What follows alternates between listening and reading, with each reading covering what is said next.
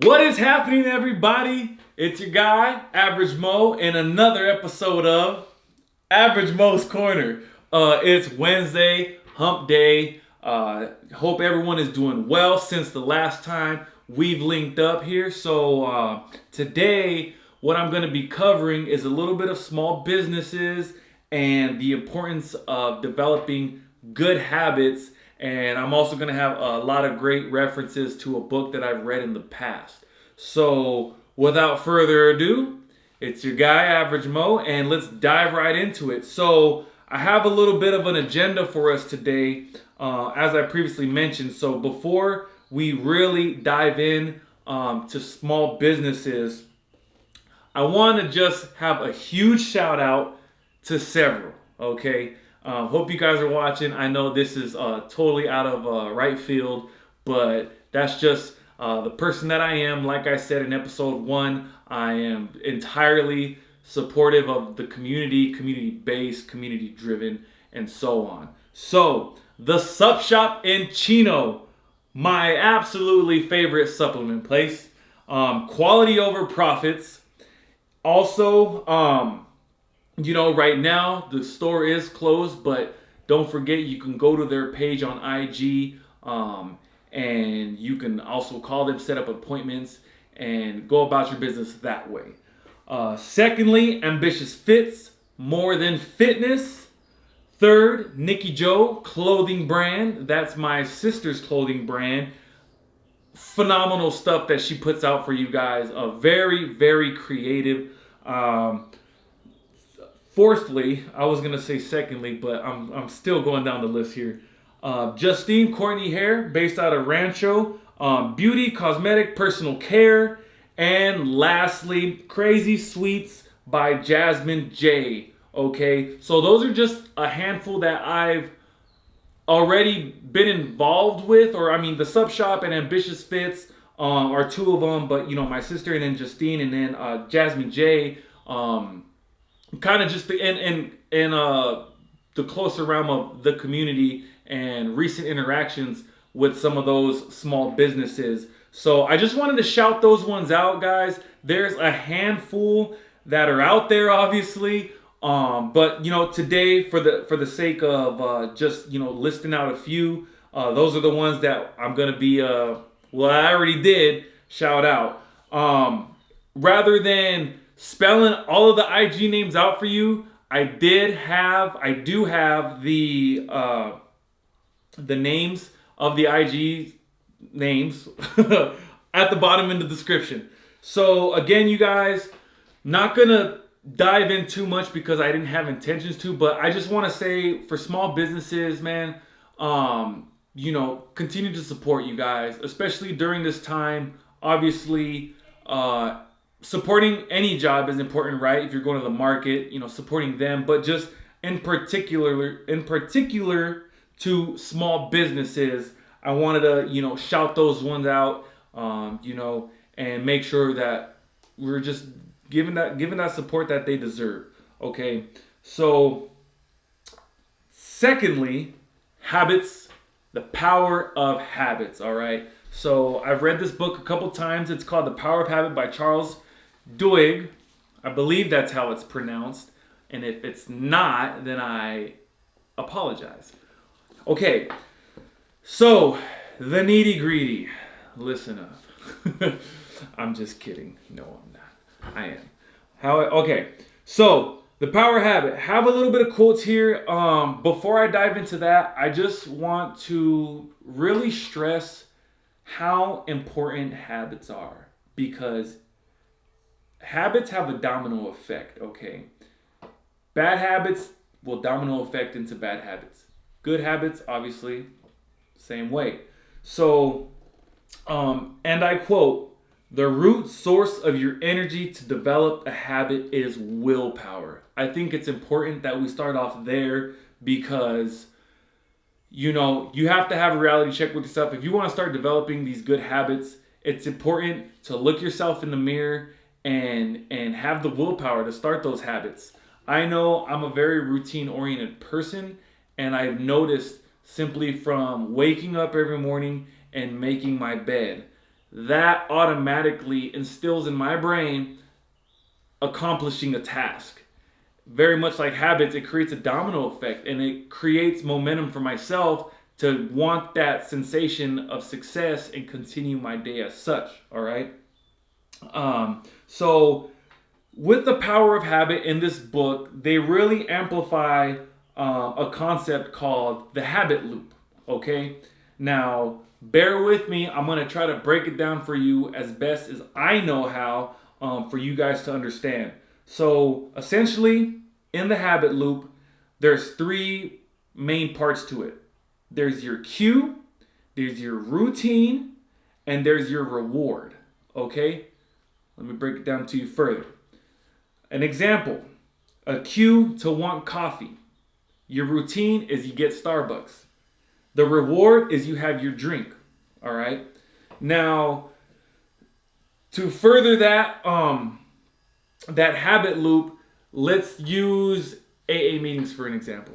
Okay? The reason why, for whatever case you might need to go to, and this is just an example, you guys, but essentially an example that I can think about is the cue here to going to the AA meeting is the cue is nicotine, right? You need your nicotine, you want the nicotine, as opposed to smoking your nicotine, you're going to the routine, which is going to be the meeting, right? That meeting is going to overmask that nicotine sensation satisfaction, and you're going to be talking about it. The reward is you being satisfied of that what's the word called? Your dopamine. So you get that euphoric sensation. So again, the cue, as opposed to not going to the AA meeting, the cue is you have that craving for the nicotine, okay? The routine is you smoke the cigarette. The reward is you have your satisfaction of that nicotine sensation.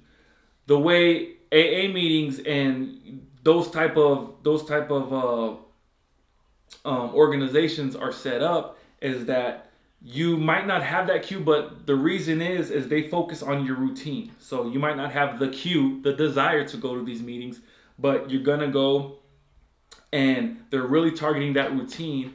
And instead of smoking, you talk about the issue, you educate yourself about nicotine and the harms of it, and then your reward after the fact is having that satisfaction that you talked about it and you kind of stimulated your mind to be not only distracted, but you're training your thought process to not smoke, and instead of smoking, you just talk about it, right? So I think I hope you guys understood that breakdown.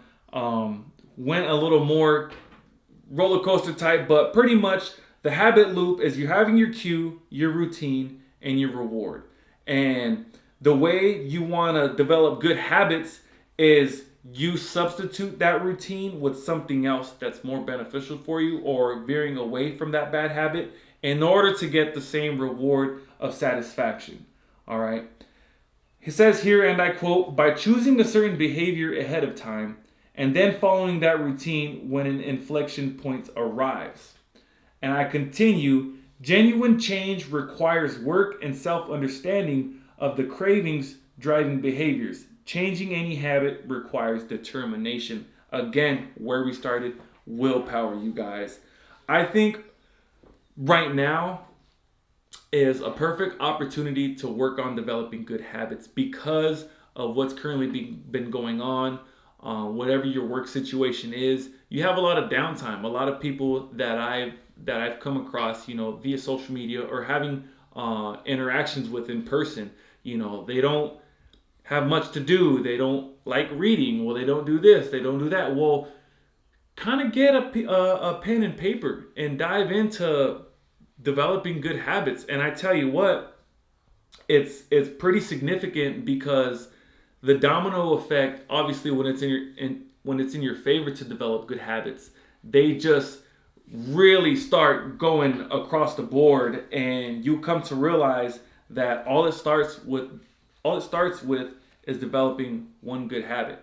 So to further I have another example just so that you guys thoroughly understand the power of the habit loop. Okay, so I think this would resonate to a lot of you guys, if not some. No disrespect. So you want to stop snacking at work. Is the reward you're seeking to satisfy your hunger, or is it in to interrupt boredom? If you snack for a brief release, you can easily find another routine, such as taking. So, in this book here, it has a picture of being bored at the desk. The routine in one of them is going to a cafeteria to snack. The other one is talking to a person. The reward in both of them is satisfaction of having communication with someone. So, again, if you're snacking at work because you're not necessarily hungry, you're bored, you might not be incredibly enthusiastic about your job, which is fine. You know, no one's holding anything against you there. Make that paper. But, you know, just think about it. Have you ever noticed that you're snacking just mindlessly at the desk or whatever the case out of boredom? Or is it because you are hungry? And that's not the point. But what I'm getting at is if you're snacking out of that boredom, try to develop the habit to change that. And if you are bored, step back, take a breather, take a break, go to the restroom, or such as the example, just talk to a coworker. Once you make the decision to change that habit, you're gonna start practicing it more and more. And rest assured, you're gonna stop snacking. And if weight loss is your goal, you come and be surprised that different changes like that might help you lose that weight. So again, you guys, with the power of habit, I just want to just share with you guys the power, the absolute power of good habits. Because I know for me, you know, there's different things that, you know, I for some reason, you know, those carbs and candy taste better after 10, you know. But the habit that I did, and no longer do it because, well, I'll just tell you. All right. So I noticed that I just feel like my body just needed to be eating or something, or obviously the sweets and the cravings. So I don't do it anymore because it's bad for you. It's bad for your teeth. But what I started doing is I was tricking my mind and my body to, instead of eating, I'd grab some ice. And I'd chew on a little bit of ice. Obviously, when these cravings occurred. And then I'd, you know, sit and watch a little bit more TV late at night, chewing on ice. Next thing you know, and I'm telling myself too, it's my willpower as well to try to change this habit. But next thing you know, I'm big chilling, chewing my ice, and I didn't have no desire to get more food because I started creating that dopamine in my head that I am satisfied. So my cue was the craving to eat late at night, and my routine was to actually get some food, and the reward was the satisfaction of eating. But it wasn't even because I was hungry. It's because it, you know, rooted from boredom and, you know, the whole narrative of having a sweet tooth sometimes. So what I did was I just changed my routine. I would go to the kitchen and get some ice. And then now I noticed, well, it's not that I noticed, I shared this with my fiance, and she said, well, chewing ice isn't good for you though. It's bad for your teeth. And I said, facts. So I eventually just put my foot down even harder on my willpower, and I just leave it alone. I just don't do it no more. I stick to my routine. But that's a whole nother can of worms that I don't want to crack into too much. Stay tuned for that episode. Just, you know, definitely talking about health and wellness. But again, you guys, thank you for chiming in. I know it was a bit of an earful. Hopefully you guys, you know, picked up what I was throwing down. Again, you guys, especially during these times, you're at home a lot, not too much going on perhaps. So, hey, like I said, get a pen and paper, write down some bad habits, write down the good habits, you know, obviously the ones you want to get rid of, the ones you want to create. And I would definitely encourage you guys to give that a shot. If you're a reader such as myself, again, The Power of Habit, it's going to look like this. Highly recommend. This was a gift to me, so I didn't pick it up myself, but I absolutely love it. I already read it twice. Highly recommend. Charles Duhigg, Duhigg. All right. So, you guys, it's the middle of the week. Keep on trucking along. Keep doing what you got to do. Have that willpower, whether it's with habits or just, keep grinding. And stay tuned next time for my next episode. Again, it's your one and only Average Mo in Average Mo's Corner. You guys have a good one. Stay blessed.